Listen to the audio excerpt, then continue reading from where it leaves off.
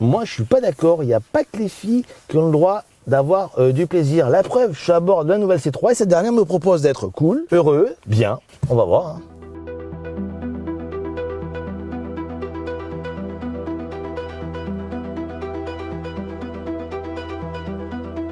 Aujourd'hui, on s'intéresse tout simplement à la citadine française la moins chère du marché. Son prix 14 990 €. Il s'agit tout simplement de la nouvelle Citroën C3 et pas de doute, les chevrons veulent frapper fort. Apparue en 2016, la troisième génération de C3 n'en finit pas de rencontrer le succès. Malgré une fin de vie proche, elle représente toujours le modèle de Citroën le plus vendu et capitalise pas moins de 30% des ventes des chevrons. Elle est tout simplement stratégique. Ainsi, depuis ses débuts, l'actuelle C3 s'est écoulée à plus de 1,1 million d'exemplaires. Pas étonnant qu'elle constitue l'un des modèles préférés des Français et ce depuis de nombreuses années. Elle se classe régulièrement parmi le top 3 des citadines en France et même le top 5 des modèles les plus vendus dans l'Hexagone. Pas de doute, Citroën n'a pas le droit de se rater. Alors cette nouvelle C3, ce n'est pas qu'un prix, c'est également un look radicalement différent des précédentes générations, mais également de la concurrence. La C3 est en effet le premier modèle de la marque à inaugurer la nouvelle identité visuelle des chevrons, qui se caractérise tout d'abord par des projecteurs en forme de crochet.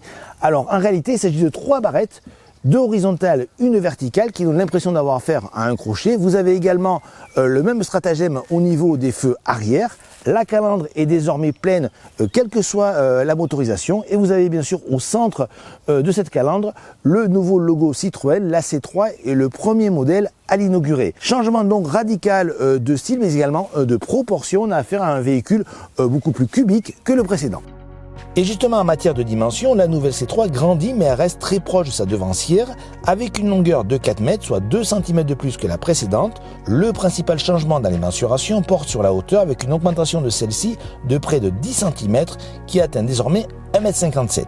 Enfin, comme sur beaucoup de citadines, la personnalisation joue un rôle de plus en plus important.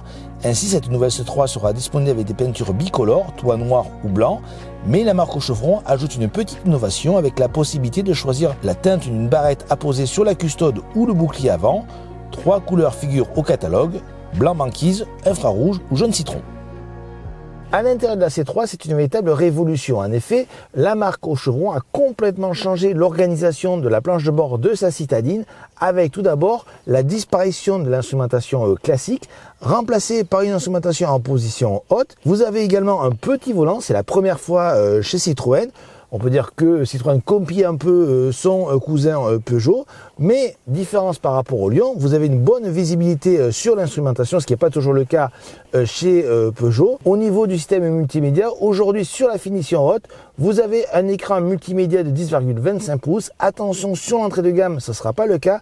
Vous aurez simplement un dock pour brancher votre téléphone qui servira à la fois pour faire la navigation par exemple ou la radio. Rien à redire donc au niveau de la présentation, plutôt agréable, d'autant plus que la qualité des matériaux est au rendez-vous. Vous avez du tissu sur toute la largeur de la planche de bord qui est plutôt bienvenue.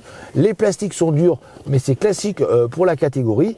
Et vous avez une climatisation manuelle qui est indépendante de l'écran, donc c'est toujours plutôt une bonne chose.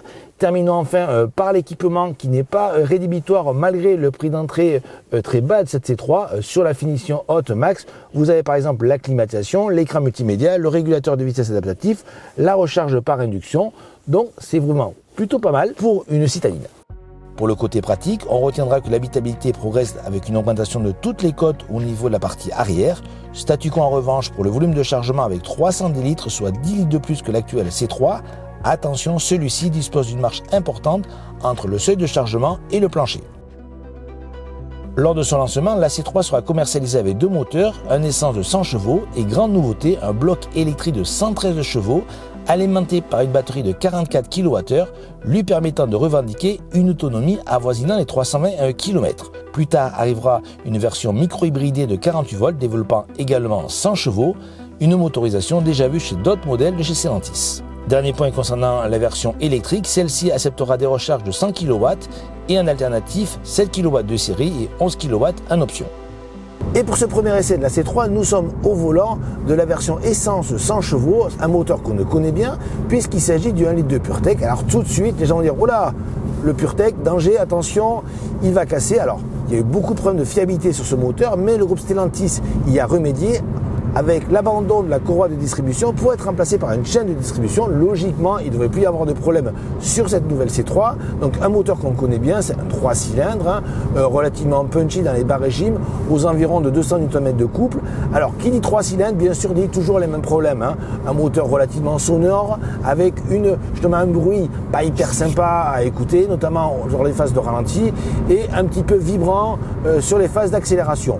Alors ses défauts et ses points forts, on les retrouve bien sûr à bord de cette C3, mais ce moteur convient plutôt bien à la nouvelle citadine de ces Citroën, car en effet la voiture est légère, aux environs de 1100 kg, donc ça permet d'avoir du punch, des bonnes reprises, ce qui fait bien que cette C3 est plutôt à l'aise sur route, mais également en ville, grâce notamment à un rayon de braquage plutôt contenu, dont Citroën vise donc un bon plan avec ce mariage essence sur une citadine, d'autant plus qu'il y aura une version électrique et la grosse nouveauté qui arrivera en même temps sur cette C3 et qui va représenter également une bonne part des ventes puisque ça a été la grande star de ce leasing social.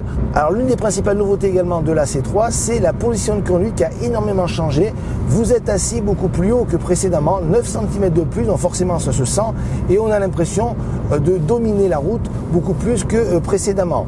Il faut noter également que cette C3 dispose de série des suspensions à butée hydraulique, mais également des sièges issus du programme Advanced Comfort, donc des sièges très moelleux, très confortables. C'est vraiment le confort maintenant le mot-clé de ces Citroën, comme on a pu le voir sur d'autres modèles de la marque. Cela se retrouve à bord de cette C3. Alors bien sûr, il y a des revers, notamment une voiture qui prend un peu de roulis quand on accélère, il y a des mouvements de caisse, mais globalement on sent bien qu'une C3 c'est pas fait pour attaquer entre guillemets. Si vous voulez un peu plus attaquer, vous allez peut-être vous orienter chez Stellantis sur une 208 qui est plus dynamique. Là, aujourd'hui, Citroën mise sur le confort et autant dire tout de suite, c'est réussi.